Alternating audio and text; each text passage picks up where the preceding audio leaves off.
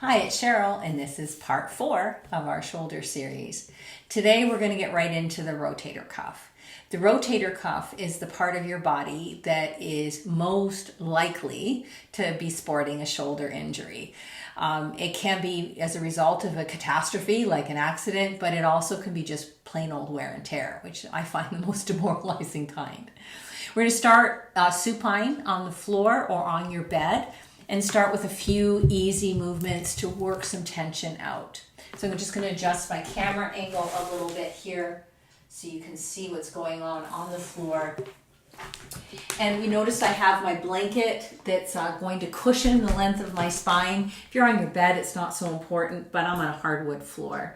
I want my sacrum here, my spine, and my head here. So let's get settled.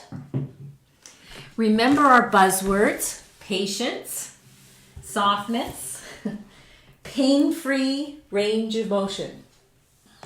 Here we go. So take a moment to settle. Ease into the breath. We talked a little bit about breath in our last video, movement in the rib cage, core. We know how that supports the movement of our shoulders.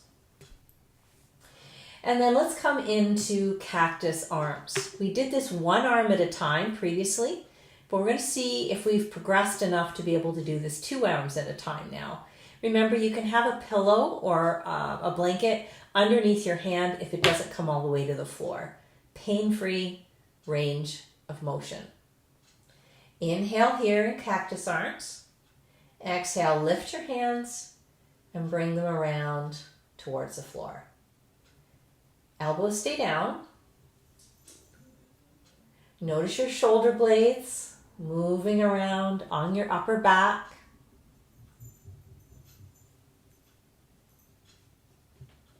Now, if it's difficult to do this with 2 arms at the same time, you maybe go back to the previous video, work with 1 arm at a time a little bit longer. Everyone's on their own journey here. Now, if this is going okay, let's pretend we're Rip Van Winkle. Remember the guy who slept for 20 years? He's got a big long beard. And as you inhale, let the beard drift over to one side. And as you exhale, let the beard drift over to the other side. Slowly going back and forth, that beard swinging, which encourages us to loosen the lower jaw and let it easefully move from side to side. Head stays heavy. There's no desire to lift the head up from the floor here.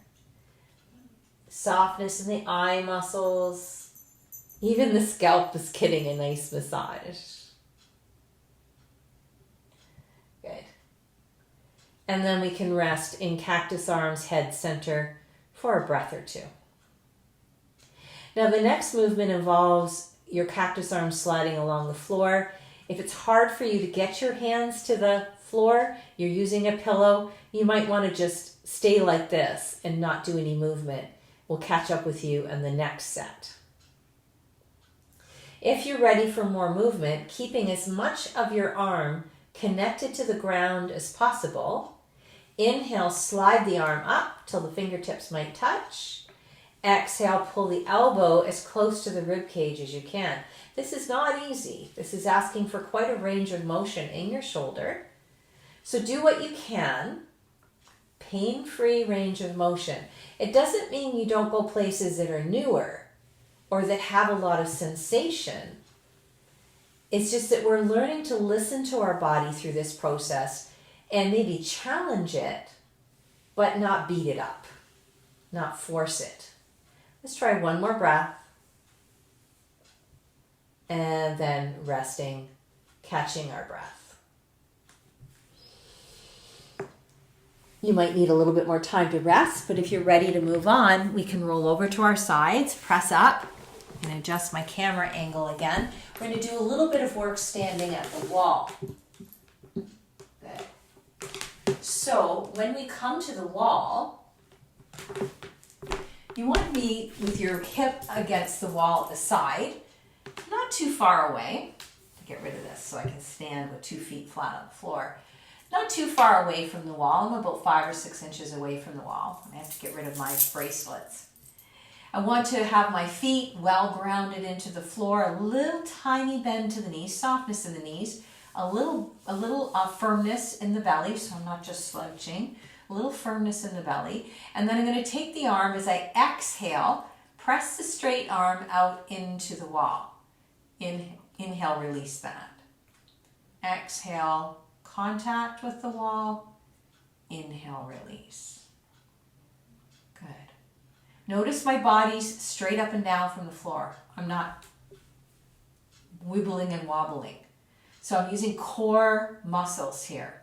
I'm getting stronger in the core. Shoulders away from the ears, shoulder blades down the back, jaw soft. You can wiggle your toes. There's not a lot of tension in your legs or your toes or your feet. Good. And what we're doing there is we're strengthening, as you probably felt, the muscles on the outer arm. This is all part of our rotator cuff journey. I'm going to turn around and do that on my other arm. This is my sore arm I'm working on now.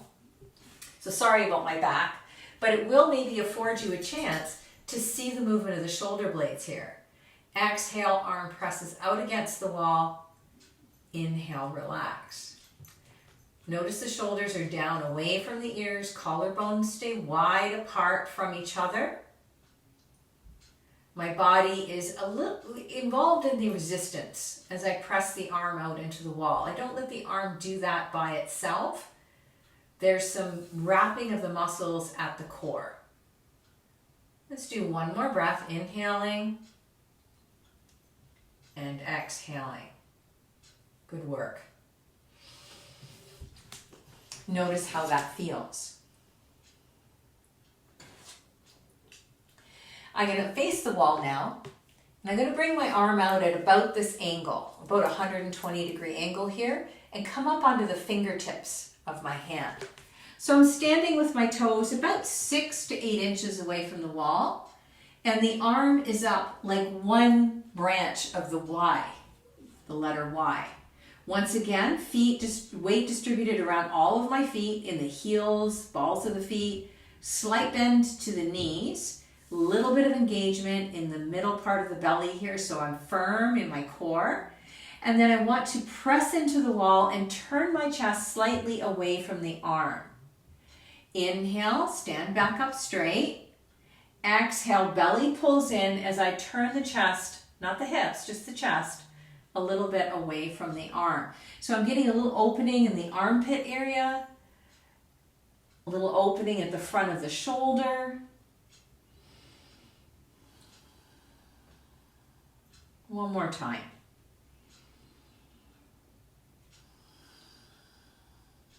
Good. And then release. Take a moment just to stand. Notice the difference between the two sides. And I'll show this from behind on the second side.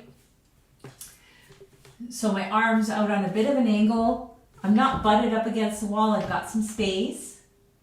And it's like I'm trying to get my fingers into clay. I'm merely kind of pushing into the wall. Inhale.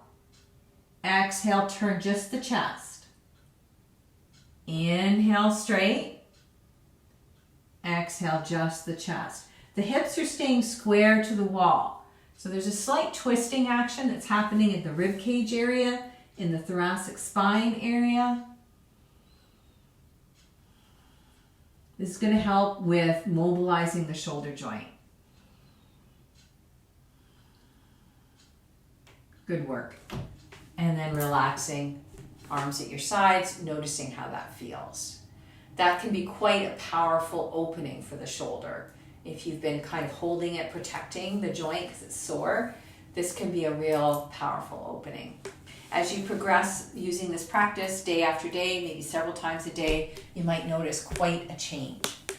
The last movement for this practice is a back extension. I'm going to use a yoga block to help me. If you don't have a yoga block, you can use a full box of Kleenex or a full roll of toilet paper on its end. We'll do a lot of the same work. So this time our back is to the wall. We'll place the block behind the head. There we go. and I'm pressing with the back of my skull to hold the block against the wall or the box of Kleenex, whatever. Walk your feet an inch or two forward, not too far forward. Bend the knees slightly. Let the arms fall back, collarbones widen. Tighten across here though. The belly is engaged. It's not just hanging out. Push through your heels and lift the breastbone. It's like somebody has a helium balloon, they've hooked it to your breastbone and you're being floated up to the sky. Take a couple deep breaths. Really stretch your body from the inside by inflating those lungs like balloons. Hold for a couple breaths. When you're ready to come out, and this is important, walk your feet back towards the wall until you feel your butt brush against the wall, then take the block out. That was really wonderful practicing with you. Please repeat this as often as you can for the next segment of time. Might be a week, and I'll be back with segment 5 very shortly. Have a great day.